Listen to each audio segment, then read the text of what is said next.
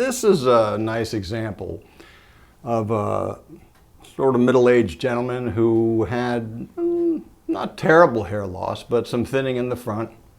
Really wasn't a great candidate for FUE, so he elected for a strip procedure. We did a little over 2,500 grafts, one session.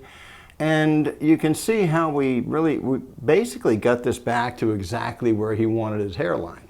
We tapered in on the temporal points. You see here how he's got his hair combed forward.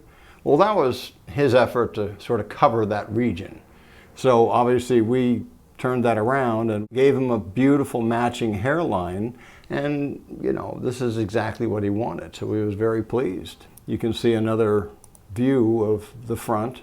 The angling, of course, is always so important.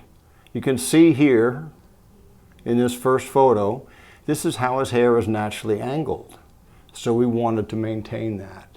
That's why the angle and direction is so important when we're talking about a transplant. Then the other side as well. And the temporal build out, you can see.